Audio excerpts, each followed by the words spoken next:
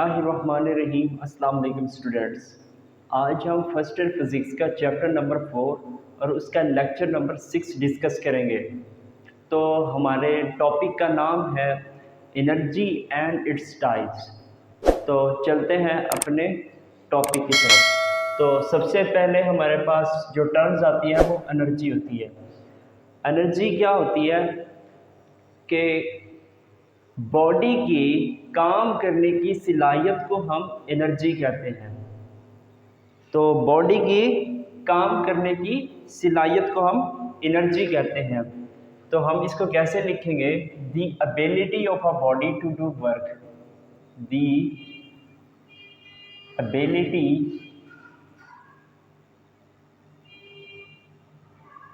Of body to do work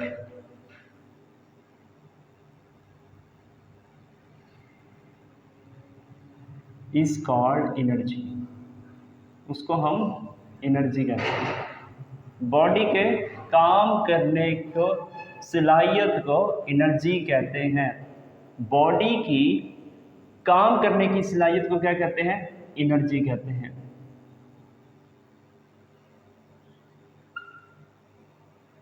तो इसकी example ये है।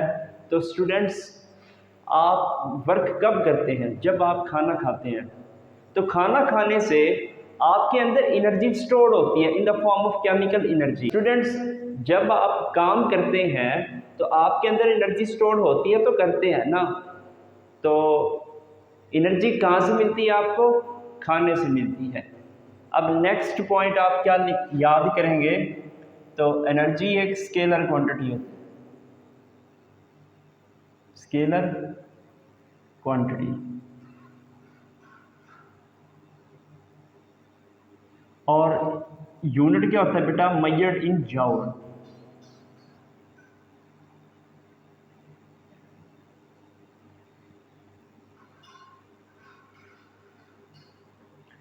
तो इसकी जो हम इसको हम मेजर करते हैं वो जॉल के अंदर मेजर करते हैं। तो एनर्जी के अब पढ़ते हैं टाइप्स ऑफ मैकेनिकल एनर्जी। तो मैकेनिकल एनर्जी की कितनी टाइप्स होती हैं बच्चे? हमारे पास मैकेनिकल एनर्जी की दो टाइप्स होती हैं। तो फर्स्ट ऑफ ऑल बेटा काइनेटिक एनर्जी,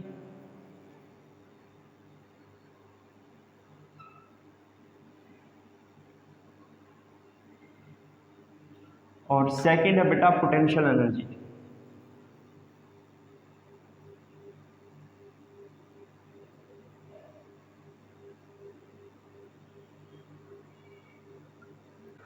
तो स्टूडेंट्स, जो फर्स्ट टाइप होती है वो काइनेटिक एनर्जी होती है।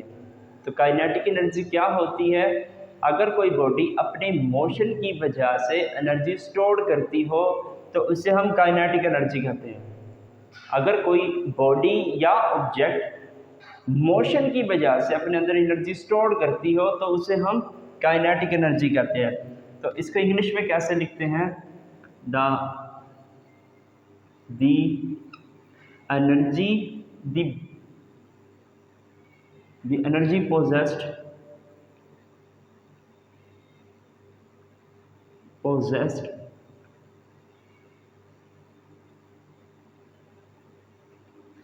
by a body due to its motion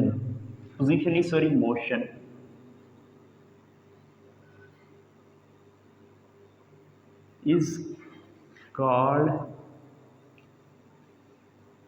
kinetic energy।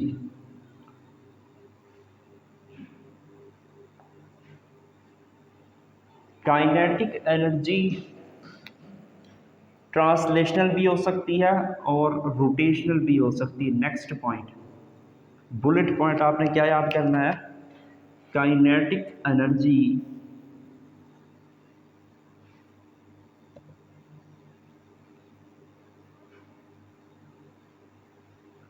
may be translation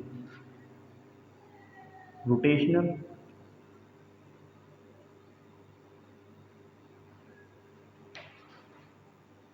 और ट्रांसलेशनल।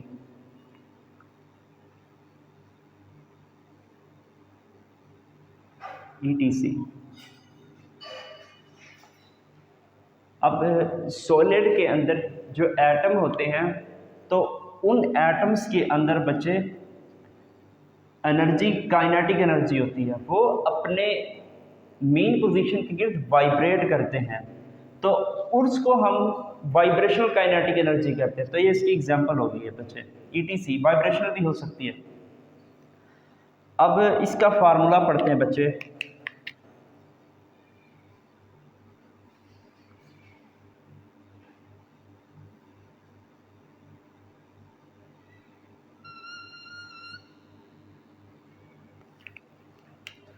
तो काइनेटिक एनर्जी का जो फार्मूला होता है KE is equal to half mv square. तो ये इसका फार्मूला हो गया।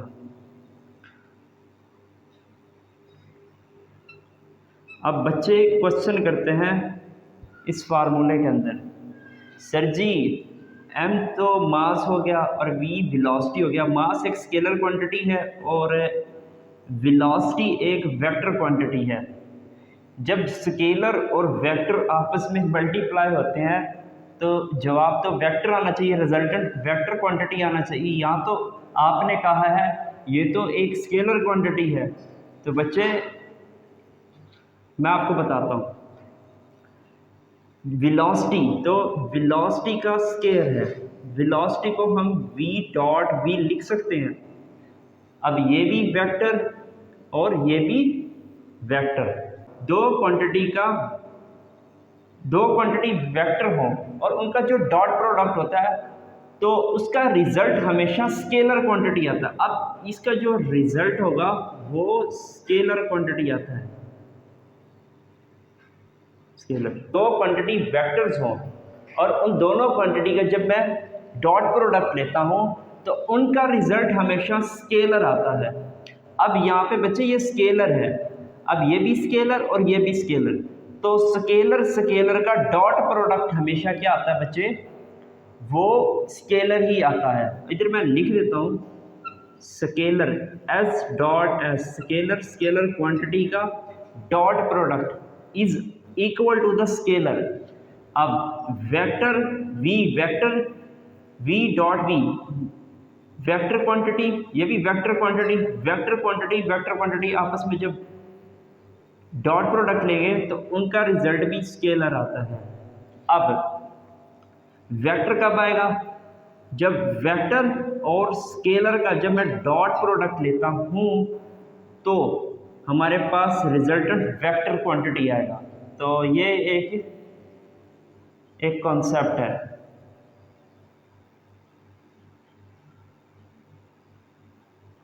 आई होप आपको समझ आ गई होगी कि काइनेटिक एनर्जी। अब ये भी क्या हो गया स्केलर और ये भी क्या हो गया स्केलर, तो स्केलर का डॉट प्रोडक्ट क्या आएगा, स्केलर ही आएगा।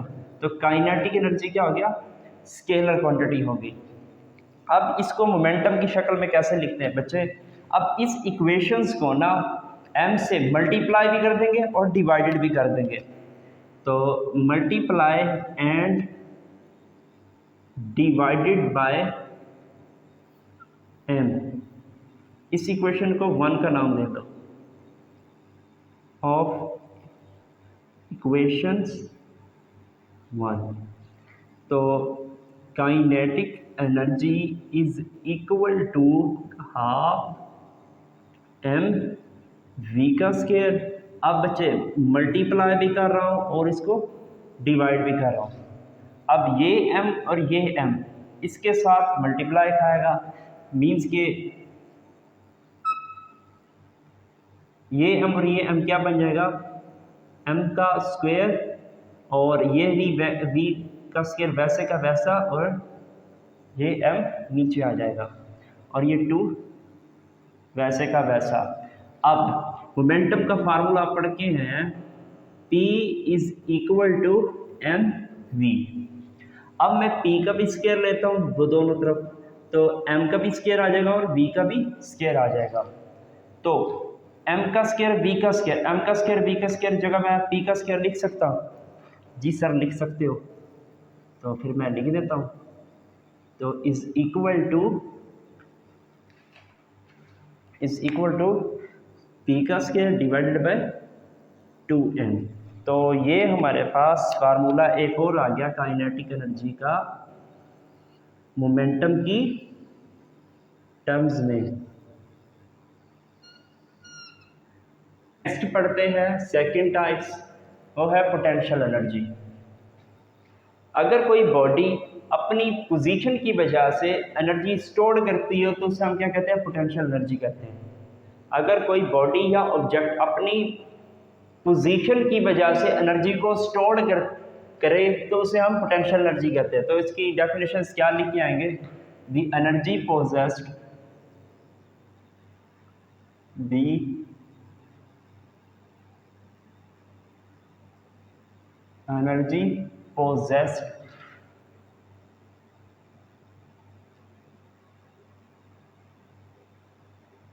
by a body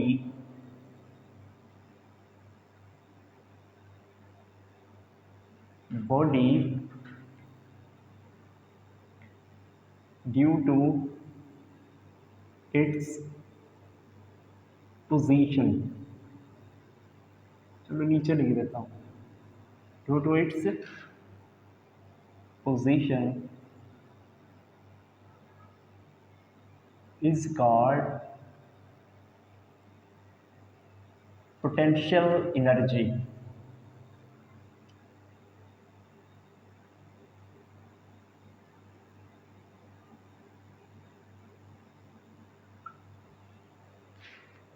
अगर कोई बॉडी पोजीशन की वजह से एनर्जी को स्टोर करती हो तो उन्हें हम पोटेंशियल एनर्जी कहते हैं। अब सर इसकी एग्जांपल तो दे दें। तो बच्चे इसकी एग्जांपल ये है, तो फर्ज करें ये एक सरफेस है। अब इस सरफेस के ऊपर कोई ऑब्जेक्ट पड़ा है, मीन्स कि ये बॉल पड़ी है। अब स्टूडेंट इस पे मैं वर्क करता हूँ और वर्क करता करता मैं इस बॉडी को यहाँ पर ले आया हूँ। इस बॉडी का मास बच्चे m है। अब इसका जो डिस्टेंस है नीचे से लेके जहाँ तक ये गया है कुछ ना कुछ डिस्टेंस कवर करेगा, तो इसको हम h का नाम देते हैं या इसको हाइट का नाम दे दो। फर्ज करें ये एक बॉडी है जिसका मास m है। इस बॉडी को मैं बेटे ग्राउंड लेवल से उठा के इसको अपवर्ड ले गया हूँ। अब इस बॉडी के अंदर एक एनर्जी स्टोर होती है, तो उस एनर्जी को हम क्या कहेंगे? पोटेंशियल एनर्जी कहते हैं। और उसका या हम ये भी कह सकते हैं कि उसको हम ग्रेविटेशनल पोटेंशियल एनर्जी कहते हैं। अब ये बॉडी बच्चे ग्रेविटी फोर्स लगेगी और ये नीचे आएगी। यहाँ पे बच्चे जो एनर्जी स्टोर होती है वो potential energy is equal to gravitational potential energy store होगी है। तो इसको हम कहते हैं बच्चे mgh। तो इसके अंदर ग्रेविटेशनल पोटेंशियल एनर्जी। अब इस पॉइंट पे बेटा एनर्जी मैक्सिमम होती है। जैसे जैसे ये बॉडी नीचे आती जाएगी तो इसकी एनर्जी कम होती जाएगी, ग्रेविटेशनल पोटेंशियल एनर्जी कम होती जाएगी। अब जैसे यहाँ पर आएगी तो यहाँ पर इसकी जो ग्रेविटेशनल पोटेंशियल एनर्जी है वो 0 हो जाएगी। नीचे आएगी तो बच्चे कम होती जाएगी। अगर मैं इसको ऊपर लेता जाऊँगा तो पोटेंशियल एनर्जी क्या हो जाएगी? इंक्रीज हो जाएगी। तो इसका जो फार्मूला है potential energy is equal to mgh।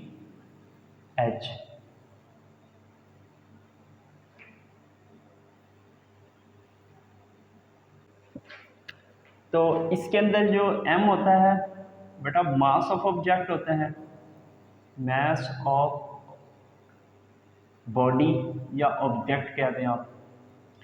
g क्या होता है? Gravitational acceleration.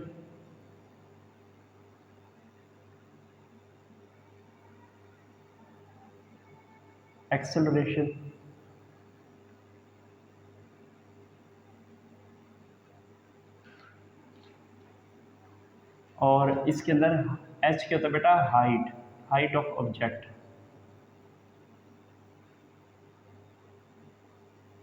ऑफ बॉडी या object.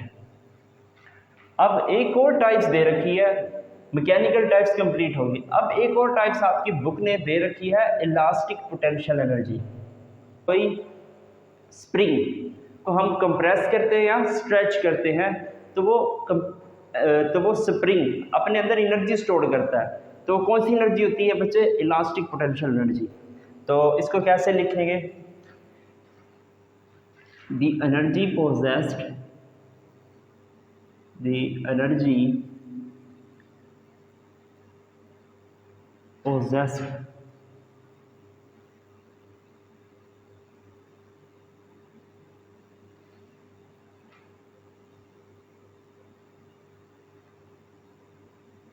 due to compress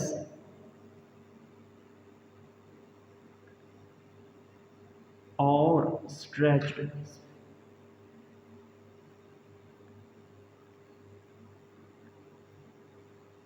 spring।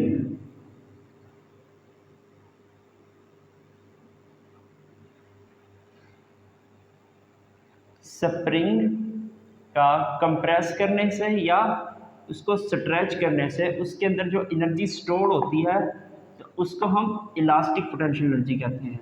Is called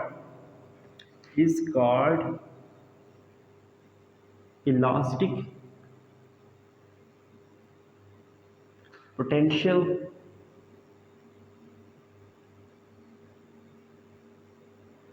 energy.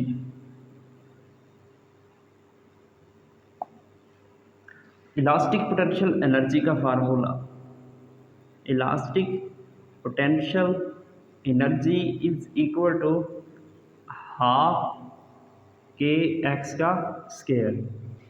अब बच्चे फर्ज करें ये एक हॉरिजॉन्टल मास स्प्रिंग सिस्टम है। अब इसको बच्चे मैं डिस्प्लेस करवाता हूँ मीन पोजीशन से एक्सट्रीम पोजीशन तक। अब इस स्प्रिंग के अंदर जो एनर्जी स्टोर होगी वो इलास्टिक पोटेंशियल एनर्जी स्टोर होती है। अब जो के है इसके अंदर वो स्प्रिंग कांस्टेंट होता है,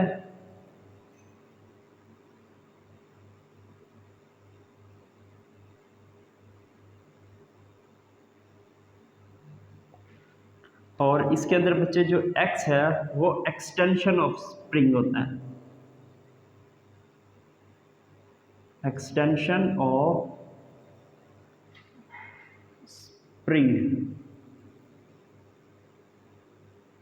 इसका मतलब क्या है, जब बच्चे मैं इस पर मैं फोर्स लगाता हूँ, जितनी फोर्स लगाऊंगा, लेट्स सपोज ये बॉडी मीन पोजीशन पर थी, अब मीन पोजीशन से एक्सट्रीम पोजीशन तक का जो फासला होगा एक्सटर्नल फोर्स लगाने की वजह से वो उसको एक्सटेंशन कहते हैं।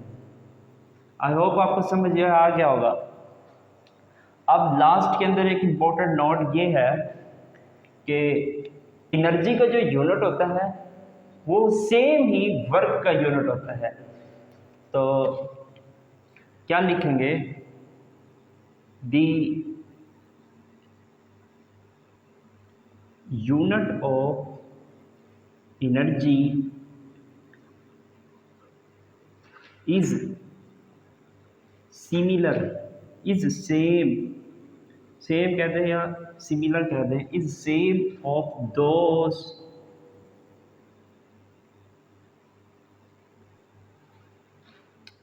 वर्क। मतलब ये है जो एनर्जी का जो यूनिट होता है वो सेम होता है वर्क के यूनिट की तरह। तो आज के लिए बस इतना ही। टिल देन अल्लाह हाफिज़।